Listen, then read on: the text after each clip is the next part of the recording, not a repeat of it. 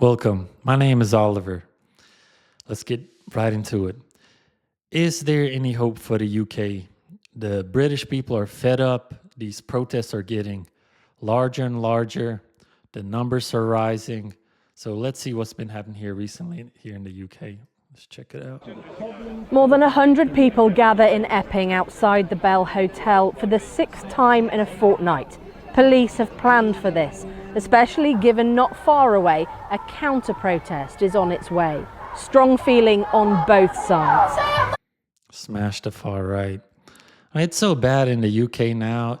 If you say I love England, it's considered far right. And I don't blame nobody but the government. It should have never gotten to this point. We start by talking to those protesting about the so-called asylum hotel.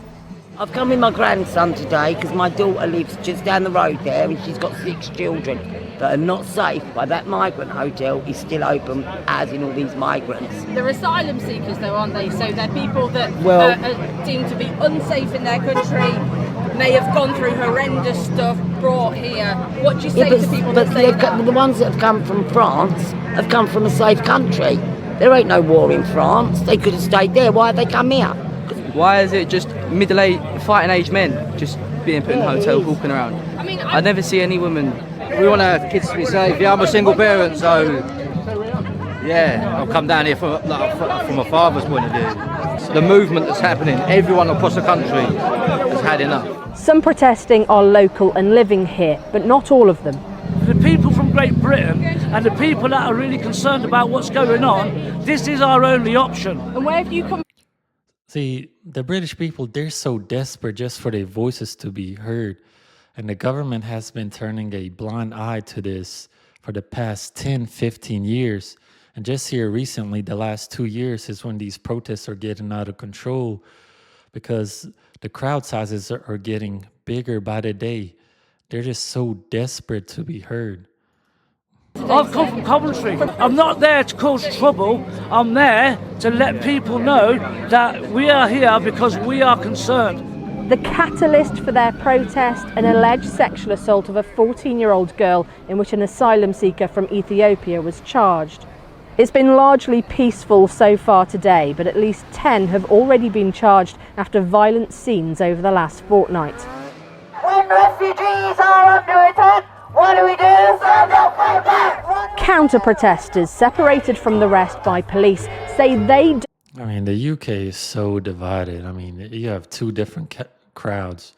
You know, one for the immigrants and illegal migrants, and the others against it because they don't feel safe. The UK, when you look at London, Birmingham, I mean, the crime rates are out of control. It might be the highest in all of Europe. I mean, it's absolutely insane. You can't wear nothing nice at night. You're automatic target, 100% you're getting robbed. I mean, it's out of control. It's so divided. And again, I blame the government for letting it get to this point. want the far right in Epping. We support the rights and entitlements of asylum seekers. They should be processed properly. They should not be scapegoated. Council here voted unanimously. I agree. I mean, I just don't understand what's so hard about doing it the right way. Apply for citizenship the correct way. What is wrong with that? And there are people that are against that. It's amazing. I just don't understand it. Like, you want to vet people. You want somebody come in illegally to your country. The entire world does it. But for some reason, in the UK, like, they're so against it. To urge the government to close the so-called asylum hotel, the Home Office today said it would not be removing asylum seekers, but this is also part of a much wider national debate. For police, it's all about trying to avoid a repeat of last summer's riots, some of which turned ugly. The spark, disinformation online about the Southport murders, amplified by social media influencers, falsely claiming the perpetrator was an illegal immigrant. Misinformation quickly spread. There were 29 demos and riots across the country. It was devastating for communities and indeed the Southport victims' families who called for peace.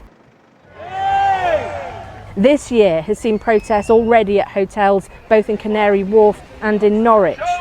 In Essex, refugee charities have said that at least one asylum seeker staying at the hotel here has been chased down the street. Proof in Epping that these tensions are constantly below the surface, waiting to bubble up. Peaceful largely, but also divided. And I mean, that's exactly what it is, divided. Now let's check another video out where today the Prime Minister was with Donald Trump, and he had something interesting to say. And I don't know if a lot of the British people would agree with this, but he said that he removed 35,000 illegal migrants. So let's check this out. Look, he looks so uncomfortable standing next to Trump. Just look at Kramer's face. Can you discuss the importance of free speech today? Well, free speech is very important. I don't know if you're referring to any place in particular. Perhaps they are, but we've had free speech for a very, very long time. Would the British people agree with that? Free speech for a long time in the UK.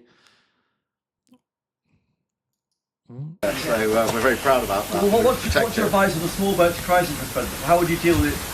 What's your advice on dealing with the small boats crisis? Perhaps they are, but we've had free speech for a very, very long time here. So we're very proud about that. He's so uncomfortable standing next to Trump.